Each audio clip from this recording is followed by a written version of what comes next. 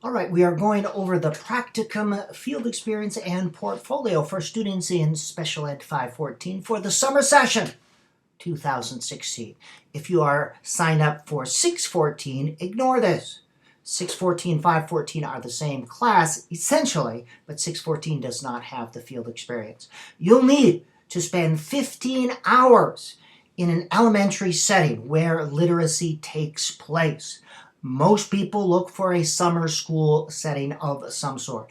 Now, this is a self-selected experience, meaning you get to select your experience. If you cannot find, or if you need help finding an experience, let me know as soon as possible. Our Office of Clinical Experiences will find a placement for you, either in Mankato or up in the cities.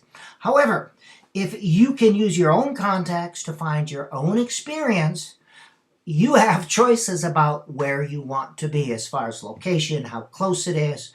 Most people consider the type of school or the school district in which they'd like to work, and that's where they begin to look for a self-selected field experience. Contact either the teacher or principal. Hi, I'm so-and-so, I'm with this, I need to volunteer for 15 hours this summer, that sort of thing, okay? And again, I encourage you to try to make your own contacts, but if you can't, we will find a contact or a school for you. All right, needs to be at the elementary level, K through 5, and you need to observe literacy in some form. Tutoring centers might work as well. All right, you cannot start the experience until you have had a background check or some documentation to demonstrate that you have had a background check. Now, people that are currently working for a school district, they send a school ID or some such thing to demonstrate that they are currently employed. And a little bit more on that. But you must have the background check and a permission slip. You must get the permission slip signed and turned in before you begin. That's on D2L. Get all your forms to me. 15 hours. You've got until July 22nd to complete all this and start communicating with me if you have questions. Now, here's a letter that you can actually send the classroom teacher and or the principal. Everything that needs to be said. Now, this is on D2L. You can download and print this off. Tells you the goals and exactly. Print your name there, school address, and either the classroom teacher and or the principal signs off on that. Get that to me so I know what's happening. At the end, the teacher or whoever your supervisor is does this basic checklist and sends that to me. Now you can do a PDF and send it to me or put it in your Dropbox if you want. Some people give the teacher a self-addressed stamped envelope and they send it to me, however you wish to do this. Most people give this to the teacher, they sign off on it, they do a PDF, and they put that in their Dropbox. Okay? The portfolio, on or before. You will submit this to me. This is what I want. Observe the reading lesson of another teacher or audio tape your own lesson if you are teaching it. Describe the pre-reading, the during reading, and then describe 2 alternate activities from our class or reading assignment. Now, don't just throw a bunch of words in there. Precise, concise, academic language. These activities should be from our class or reading assignments.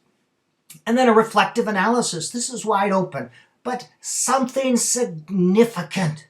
What did you find to be interesting and important? What did you move? This could be related to literacy or anything else, but for God's sakes, be significant here. What moved you? What big conclusions did you come to?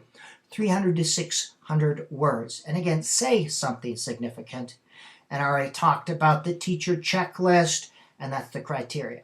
Now, if you go onto the D2L machine, you see right here, there you see a description there, field experience forms. There's the stuff for the background check, and this will bring you to the web page that I'm going to show you. That one right there will bring you to this College of Ed, little background stuff, blah, blah, blah, blah, blah, blah, blah. And the bottom of it, you can go right there, and that's going to bring you to this information about the background check. I've also downloaded this. This is what you're going to find, this whole thing. That is what you're going to find right there. So you need to play around with that a little bit and see what's what. National background check, which they want to be admitted to the professional ed, whatever that is. That costs you $50. I'm sorry, it wasn't my rule. All right. If you have questions, here are two people. Elizabeth Finsness, and that's an email and a phone number, and Jane Gerke, and there's a phone number and an email. So if you have questions related to the field experience, related to the background check, contact them. Permission letters, they go to me. And teacher checklist, they go to me as well. So these permission forms, they go to me, and teacher checklist. I hope that answers your questions. If it does not, send me an email or a phone call would be fine.